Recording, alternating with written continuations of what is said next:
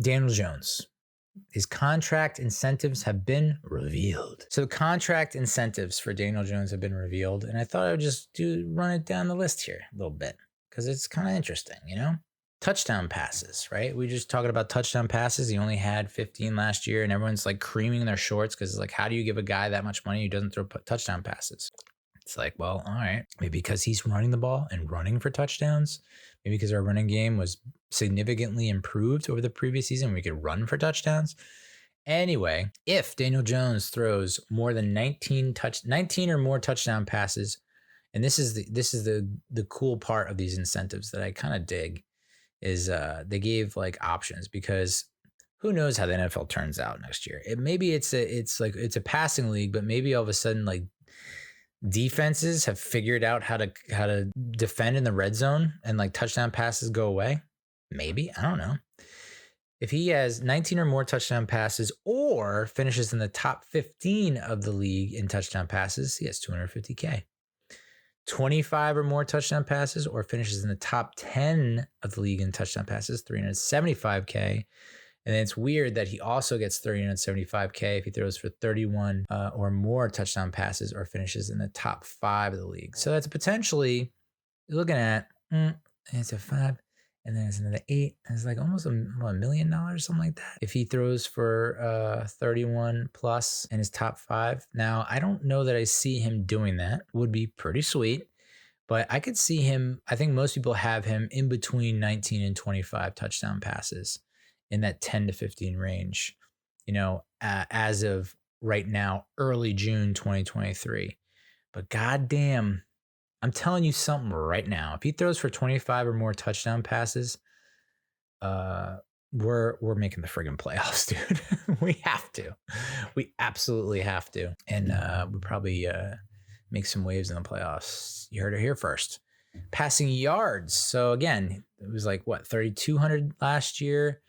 He pretty much was willing us to victory a lot of times with his legs, right?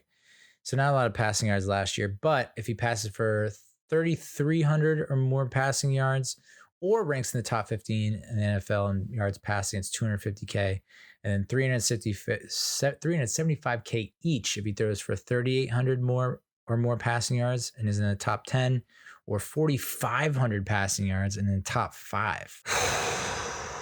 Again, I don't know if I can see Daniel Jones throwing for 4,500 passing yards and being in the top 5, but dude, I'll take.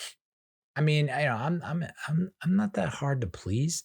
I would take, if he's in between 3,300 and 3,800 passing yards, like in that 10 to 15 range.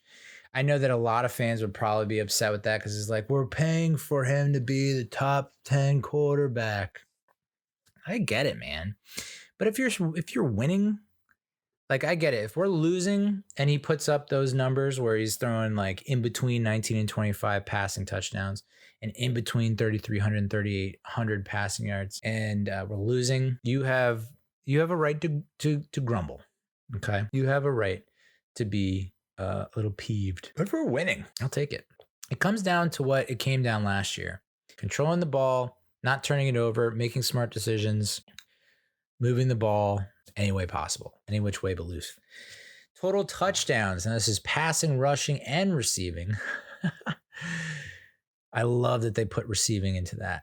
That is hilarious. And might be a nice little indicator of what we could expect. A couple more throws his way in 2023.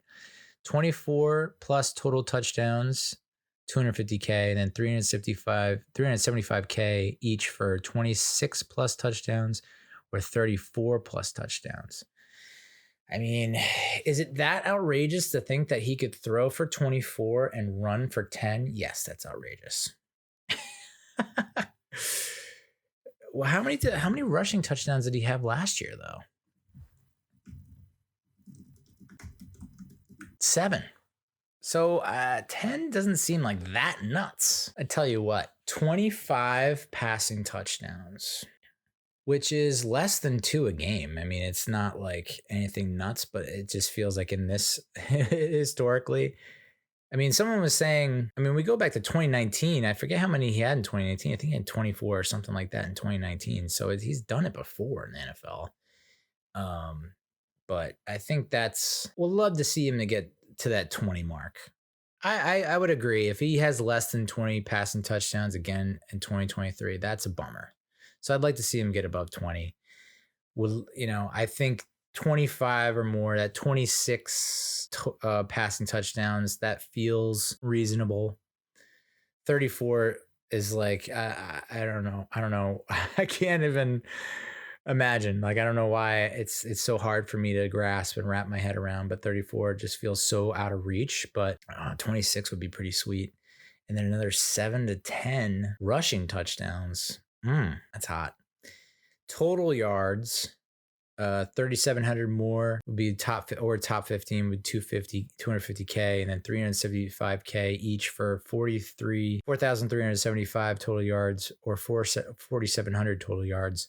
Top 10 or top 5 in the NFL. So, brother, I'll tell you this much: if my man is throwing for more than 4,500 passing yards, and if he's all told, if he's totaling more than 4,700 yards, is in the top 5 in total yards, that contract is going to look like a freaking steal, dude. But, I mean, I don't know what would have to happen. A lot of stuff would have to go our way for that to happen, because it seems like we're still a ways away from those kind of numbers out of Daniel Jones. Got to be honest, not going to lie. But it does feel like that he's at least going to hit that first incentive, right? Across most of these, he's going to hit that 250K incentive that kicks in. Like, he's going to throw more than 19 touchdowns, right? He's going to throw for more than 3,300 passing yards. He's going to have more than 24 total touchdowns, more than 3,700 total yards. So that 250K incentive feels like within reach. It feels realistic. And I think it's not out of the realm of possibility to hit that second tier, the first of the 375K incentives of the 3. Playtime and playoffs is the next couple ones. Playtime, 65% of the offensive snaps and the team makes the playoffs, 500K. 65% of the offensive snaps feels like, again, don't want to jinx anything. Feels like a shoo-in. That's like almost a guarantee.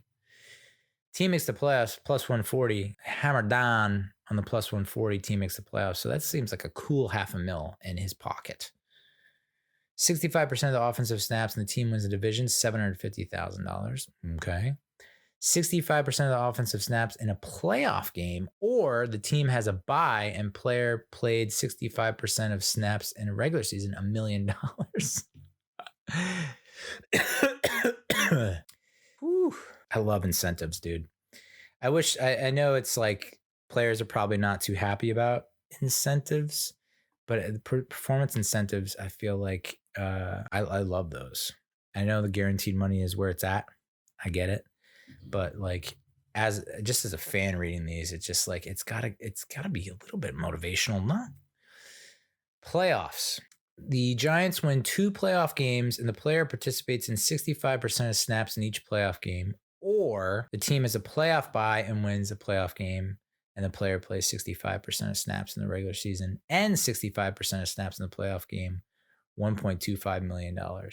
Team, and this is the one that's kind of nuts. I guess it's not that nuts. Team wins the Super Bowl and the player plays 65% of snaps in the Super Bowl, he gets $1.5 million. Is it me or does that feel low? I feel like of all the incentives, winning the fucking Super Bowl and playing in most of the snaps, that feels like that should be higher. Carly Rae Jepsen, dude, call me crazy, but like, I feel like I would have tried to negotiate that to be a little bit higher. Like, dude, if we win the Super Bowl, we're going shrieking. So that's Daniel Jones contract incentives.